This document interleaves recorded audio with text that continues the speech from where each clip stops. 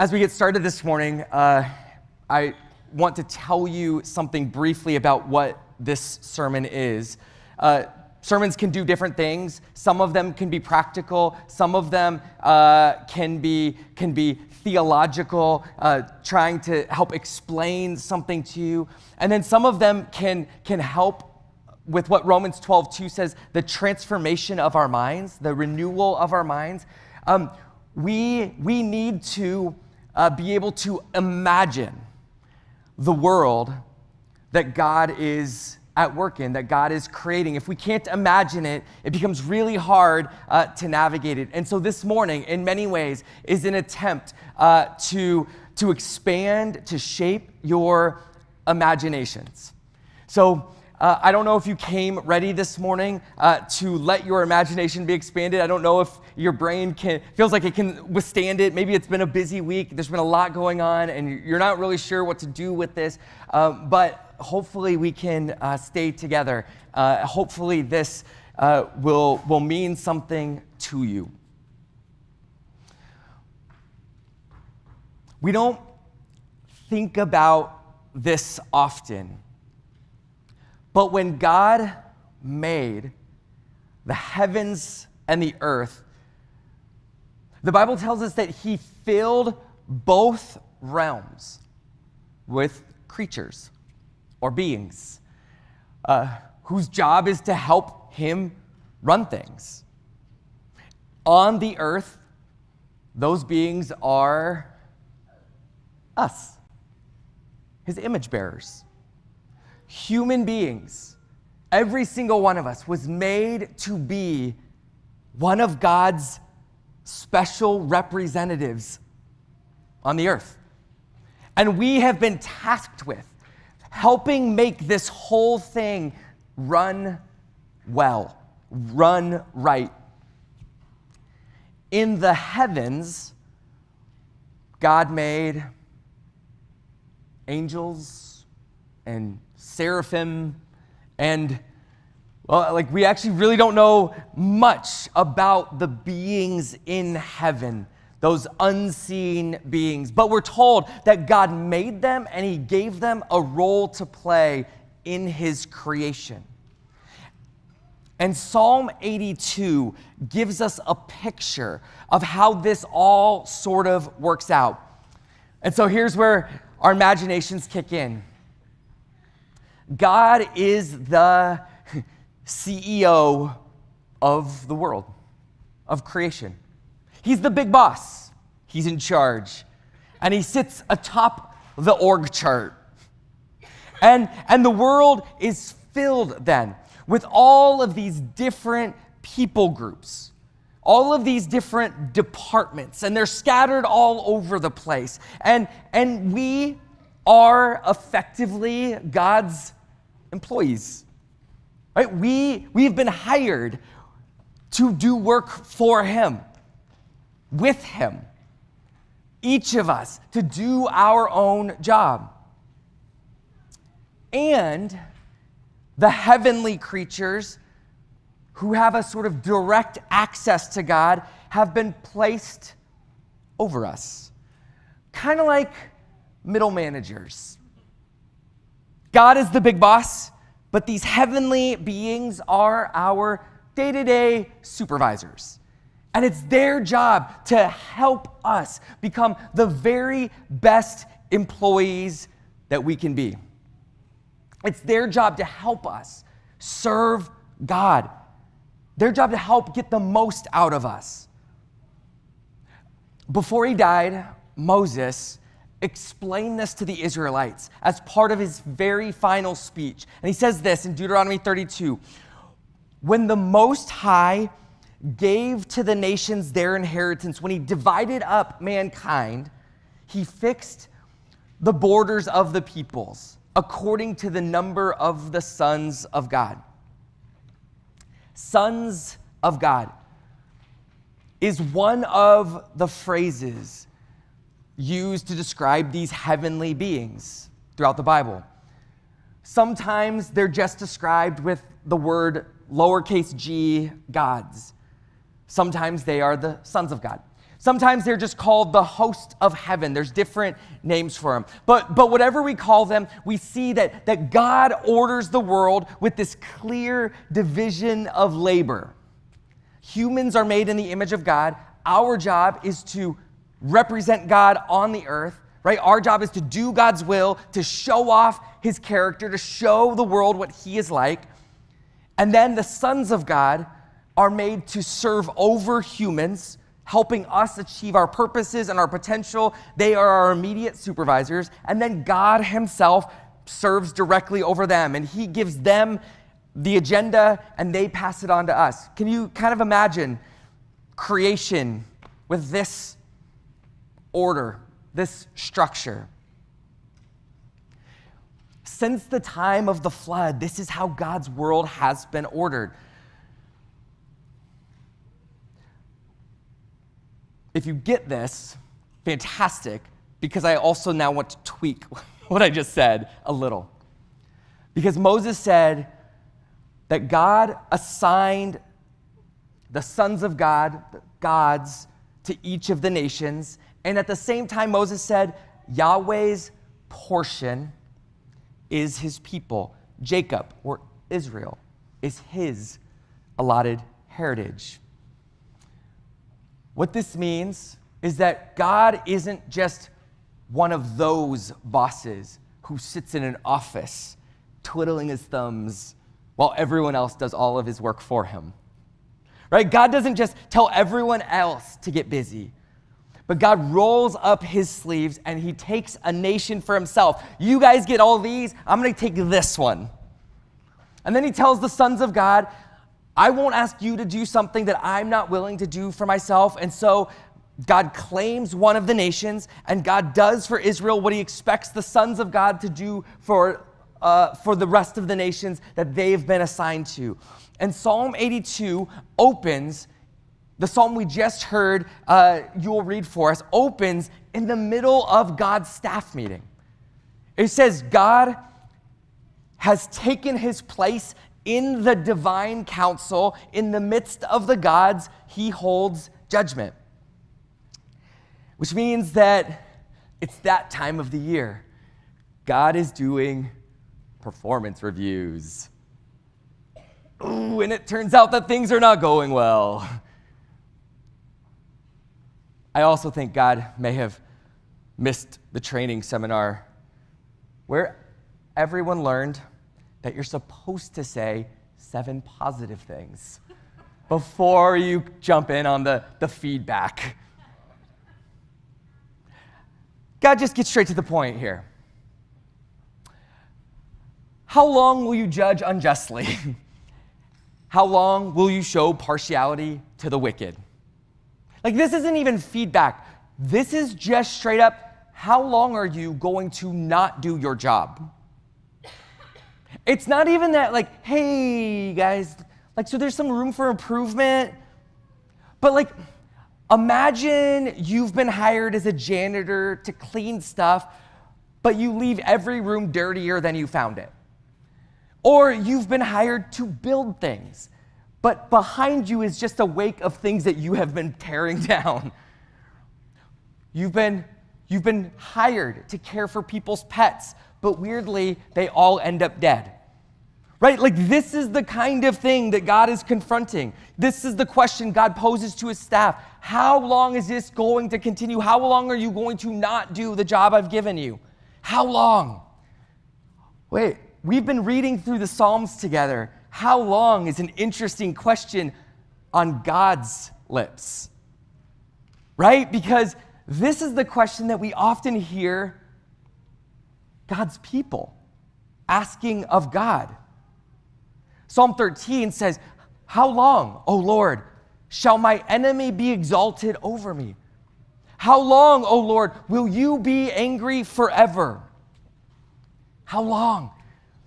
God's people have this overwhelming sense that things are not right in the world. The world is a mess. Nothing is going as it should. And so God's people, they turn to him and they ask him, how long?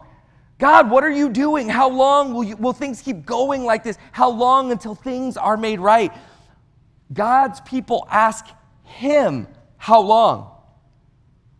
And Psalm 82 shows God taking our question and then going to his staff meeting, directing it towards his staff and saying,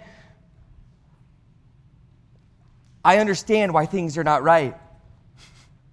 My managers are doing a terrible job. God's managers are mismanaging their people, and the world is suffering for it. And so God puts the world's pain on his managers, and he holds them accountable for it. I don't know about you, but I would love to be a fly on the wall of God's staff meeting.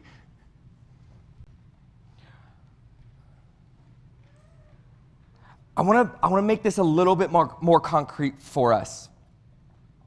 I want to help us think about a specific story that should be, if not now, should become a familiar story for us. To help us understand how all of this plays out, to understand this dynamic between God and his staff and his people and the nations. So there is this moment in history when the world is on the verge of a massive famine. And this one nation that God claimed for himself, Abraham's family, they don't own land. They are a group of wandering shepherds. And so during a time of famine, they are super in danger, right? They're gonna be at the mercy of everyone else when food is totally gone. But here's the thing, none of the nations around them seem to know that something's coming. They don't seem to have any idea that something bad is on the way. And we don't know if it's just because the nations are distracted or they just haven't heard. And so God takes one of Abraham's family members, one of his great-great-grandkids, a guy named Joseph. And God gives Joseph this plan for how to deal with the coming famine. And so God gives him this plan, and then God gives Joseph favor with the king of Egypt, and Joseph partners with one of the most powerful people in the world so that Egypt then becomes the possessor of all of the food, all of the grain in the region. They become the source of food during this famine for all of the surrounding nations, including God's people. Think about Psalm 82 that we just read. God looks at his staff and he says to them, maintain the right of the afflicted and the destitute. Rescue the weak and the needy. This is what God is modeling for the sons of God as he interacts with Israel and Egypt, right? Because by influencing Joseph for good, God is actually able to save a ton of people. God is bringing about blessing, this abundant blessing, not just for his own people, but for all of the surrounding people. All Joseph had to do was listen to God. He just took what God said to him and he shared it with someone else. And he becomes this giver, this distributor of God's blessing. This is what God's support staff is supposed to be. Each son of God, each heavenly being helping their nation, whichever nation they've been assigned to, be a blessing to the nations around them. And to make our imaginations a little bit more absurd, I can picture God's staff room with a manager of the month photo up on the wall. And each month, the manager whose people, whose nation were the biggest blessing to all of the other nations, wins a prize and gets their photo on the wall. When I picture this middle manager with his picture on the wall, manager of the month, having been responsible for this widespread blessing, I can actually hear Paul, the Apostle Paul, in his letter to the Romans, speaking to followers of Jesus, saying, outdo one another in showing honor. As an only slightly competitive person, I can get behind the idea that there might be this real competition underway where we are all trying to offer bigger and better blessings than one another in love and in the name of God's blessing. But back to our story, right? We quickly discover that the Egyptians don't seem to like Joseph or his family very much. They don't seem to like God's people. In fact, the Egyptians seem both jealous of Joseph's family and maybe even a little afraid of them. And within a few short years, two things are taking place. Joseph's entire family has been enslaved by the Egyptians, put to brutal labor as Egypt's workforce. And at this point, the Egyptians are worshiping all kinds of other gods. The Bible suggests that the Egyptians are worshiping the heavenly middle managers that God put in place to serve him. So that in the same way that Egypt is jealous of and afraid of Joseph's family, God's staff seems to be jealous of God. You get this impression that the various sons of God don't really like serving God very much. And so rather than working hard to make the people a blessing to others, they get distracted by other projects. They get distracted by encouraging their nation to build bigger armies in their name and building bigger buildings in their name. And it becomes about blessing themselves. And as they do this, they become curses to their neighbors. Rather than making a name for God, that the sons of God are making a name for themselves. And they are beginning to receive worship from the people made to worship God alone. Right? Their singular job is to help people worship God, but they are actually helping the people to worship themselves. This is the story that Psalm 81 retells. Just before God's staff meeting in 82, we hear God meeting directly with the humans in his care, the Israelites. We actually get to see God interacting with not his middle managers, but his department, the department that he is serving. He's talking directly to the Israelites, and this is what he says. He reminds them, this is Psalm 81, verse 6. He says, I relieved your shoulder of the burden. Your hands were freed from the basket. In distress, you called, and I delivered you. I am Yahweh, your God. I am the one who brought you up out of the land of Egypt. Here's what's being said. Yahweh is the God who rescued the whole world through Joseph. And then, when the world turned against Joseph, Yahweh is the God who then rescued Joseph from the world. Yahweh proves himself to be more powerful than Egypt and Egypt's gods. And you would think that this would change everything for the Israelites. But if you know the story, you know that mighty acts of power never seem to be enough to actually change our hearts and to motivate us to follow. We can look at stories of Jesus in the New Testament and mighty acts of power that ultimately don't actually change people's hearts or motivate them over the long term to follow. You would think that these mighty acts would be enough to lead people to give everything to Yahweh, for them to listen to anything he says and follow him wherever he leads. But God says to his people, oh, O Israel, if you would but listen to me. And he warns them, there shall be no strange gods among you. You shall not bow down to a foreign god.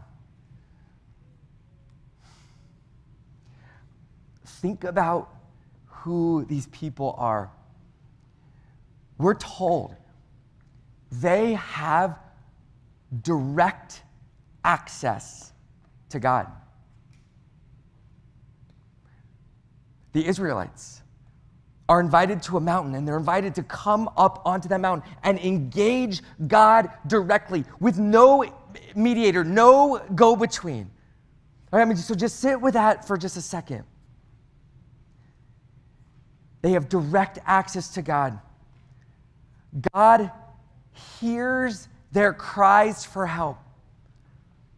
God is responsive to them. When they ask God, God, how long? God immediately takes their question into his staff meeting. Right? Not only does God listen to them, but God, the creator of the universe, speaks directly to them. God speaks to them the way that he speaks to his staff of heavenly beings. It's kind of amazing. And this brings us to the great tragedy of the Bible, the great tragedy of our lives and the world. And it's this, that God makes beings to be in relationship with him. Right? He makes beings who are capable of speaking to God, beings who are capable of listening to God, beings who are capable of real relationship with the God of the heavens and the earth. A relationship with God as we work with him, as we help carry out his purposes in the world. But both heavenly and earthly creatures rebel. Both heavenly and earthly creatures refuse to listen to the one who offers life, the one who knows the ways that make life full and meaningful. And instead, the creatures of both heaven and earth reject the very jobs that we were made for. And we read it in Psalm 81. God, you could hear his heart broken. My people did not listen to my voice. I mean, just for a second, is there somebody who you have loved so deeply who resisted listening to your voice, tuned out your voice, rejected it? This is God. My people did not listen to my voice. Israel would not submit to me, would not follow me. So I gave them over to their stubborn hearts to follow their own counsels, their own wisdom, their own ideas.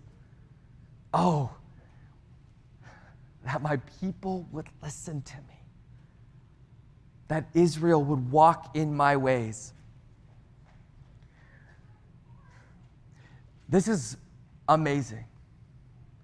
But the God who speaks, the God whose voice can bring something out of nothing, the God whose voice can bring light in the darkness, this God who speaks refuses to force us to listen. Instead, he just commits himself to our cause. He refuses to be just the CEO ruling the world from a distance. And he refuses to just take the role of a middle manager leading and guiding the Israelites. But finally, right, as we read the story of Scripture, we discover that God, in his patient love and his pursuit of his people, in his endless compassion, he joins us in our humanity. God chooses to take on flesh and dwell among us. And then show us, right, as a human like us, what it actually looks like to listen to the Father's voice, When we see Jesus, we see somebody who is listening so closely to the Father. He shows us how to resist the strange gods among us, to reject their values that we often can't see because we're just swimming in it. But instead, Jesus shows us what it looks like to care about the things that the Father cares about. And so we look at Jesus and we listen to the stories of Jesus and we see him showing us how to do justice for the weak among us. Jesus shows us how to love the fatherless and embrace them as part of God's family. Jesus shows us how to do right by the afflicted and the destitute. And Jesus shows us how to rescue the weak and the needy. In all of these ways, we see Jesus doing what we were made to do, the things that we were called to do, the job that we were made for. But, right, here's the deal. Just as the sons of God, the middle managers, rebelled against God when he joined them as a middle manager, turns out humans didn't like being shown a better way of being human, right? Humans didn't respond very well when God took on flesh, when Jesus joined them as the image of God. And they came against him, and they crucified him, and they killed him. But if we look at the final verse of Psalm 82, it's actually the only word of prayer in the whole psalm. The people cry out, "Arise, O God, judge the earth, for you shall inherit the nations." And this is exactly what happens. Jesus arises. He is raised from the dead, having shown himself to be a good and just king. He is raised and he is announced worthy to judge the nations. Right? Think of anybody else who is elected or selected to any position of judgment. And what's our initial instinct? Like, ugh. Like, I don't know if I trust a human being to actually make true and good and righteous judgments. But Jesus has already proven himself capable and good and wise. Unlike the sons of God in heaven and the children of men on the earth, Jesus can be trusted with judgment. And now, he's busy receiving all of the nations into his kingdom. That's what next week, celebration of Pentecost, is a celebration of. The beginning of God's open embrace of the nations. Jesus receiving his inheritance. God longs for his people to listen to him. He has life for us. But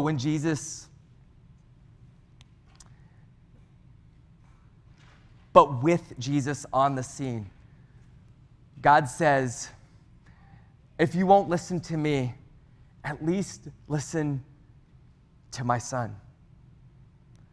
And that brings us to our challenge and our invitation this morning. Can you hear